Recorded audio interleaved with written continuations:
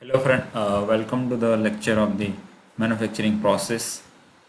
So in last lecture we have discussed about the different types of the molding sand and the other properties that is required for the molding sand. So all the lectures are available on the Engineering College Banswadi YouTube channel, so you can refer all the lecture related to manufacturing process according to the RTU syllabus.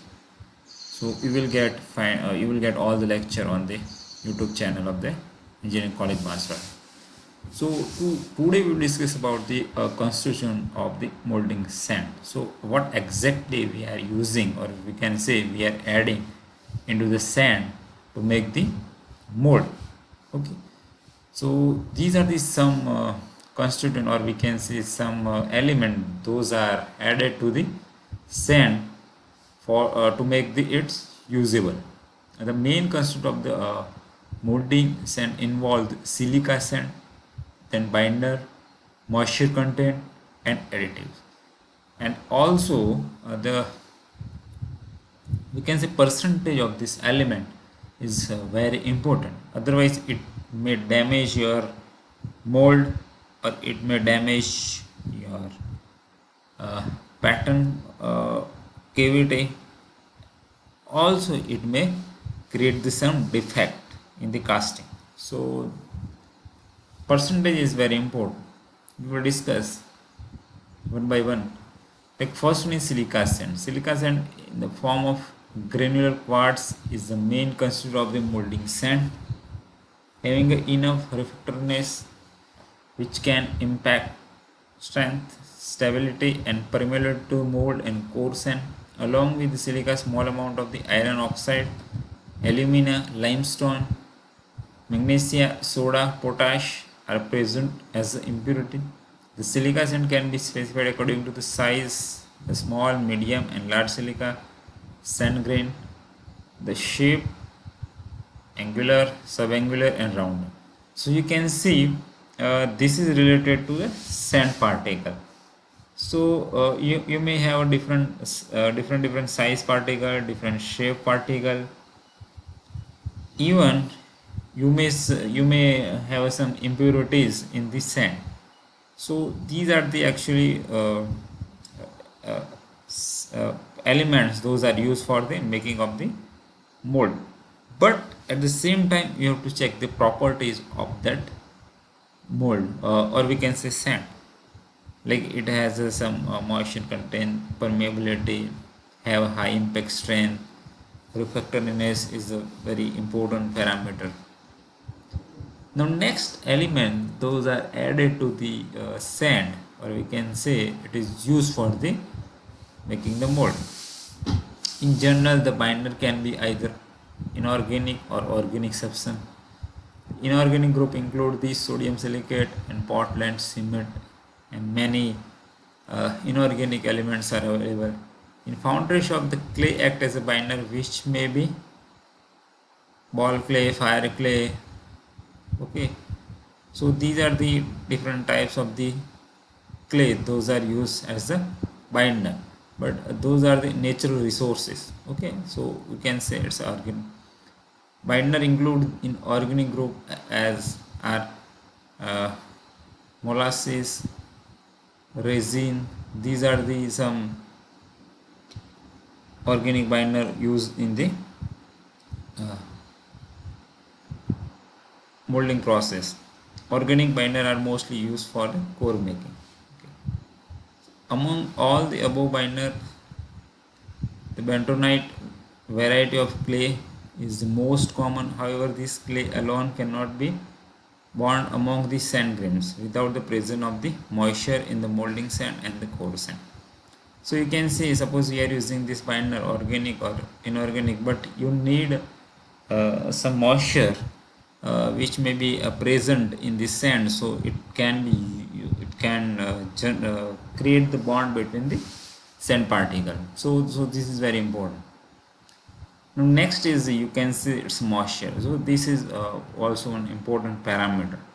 Okay, so you can see The amount of moisture contained in the molding sand varies generally between 2 to 8%. Okay, so this amount is added to the mixture of clay and silica sand for developing bonds. Okay, so you have to take care of the percentage of the moisture. This is the amount of water required to fill the pores between the particle of the clay without separating them. Okay, the amount of water is held rigid by the clay is mainly responsible for developing the strength in the sand. Okay, so you can see the water particle, water droplet act as a uh, act as a one element. Okay, so they use to connect with the clay particle. Okay, and it is also act as a rigid body. Okay, the effect of the clay and water decrease permeability with increasing clay and the moisture content. The green compressive strength first increase with the increase in the clay content, but after a certain value it start decreasing. For increasing the moldings and characteristics, some other additional material beside basic constituent are added, which are known as the additives. So you can see here each and every element plays a very important role, and from there your mold quality may be decided. How you use and what percentage you have mixed with the sand, clay, and moisture. So it will decide your final quality. Now, next one is additives. So you can see we have a list of additives. Okay, carbohydrate, dextrin, increase the dry strength of the mold. Here we are also using the corn flour. Coal dust is also used to avoid the oxidation of the pouring metal. Okay, sea coal, it is also used, and its function is to sand grain become restricted and cannot move into the dense packing pattern. Pitch, wood floor, silica floor. So you can see, even you can go through this slide in detail, so you will get some idea about the specific element, we can say, and what is the effect of the element on the mold. So spend some time on this slide, you will get some idea. Now up to this we have discussed about the element those are added to the sand basically to prepare the mold. Now next step, after preparing the mold, you need to test them before applying for the practical application. So each and everything, even in normal application, if we discuss, like suppose you have designed something and you cannot directly use that system part to the final application.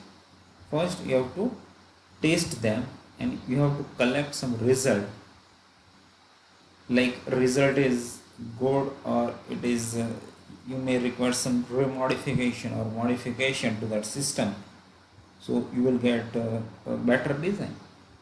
So same here, we are also doing the testing of this sand. Okay, even we have different testing for the mold as well as the core and sand.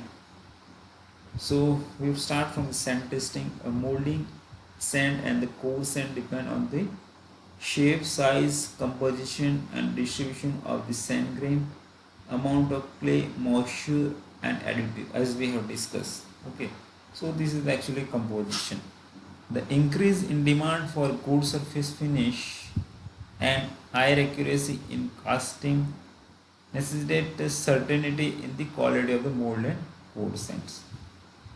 Sand testing often allows the use of less expensive local sands. It also ensures the reliable sand mixing and utilization of inherent property of the mold sand. Sand testing on delivery will immediately detect any variation from the standard quality and adjust of the sand mixture to the specific requirement so that the casting defect can be minimized. Okay. So here you can read. Now here we have 7 tests. Those are conducted on the sand, basically moisture content test, clay content test, grain fitness test, permeability test, strength test, refractoriness test, and mold hardness test. So here we will discuss in detail. Okay, but we will discuss this all the tests in next lecture. So I request you to refer my next lecture for more information about the sand testing.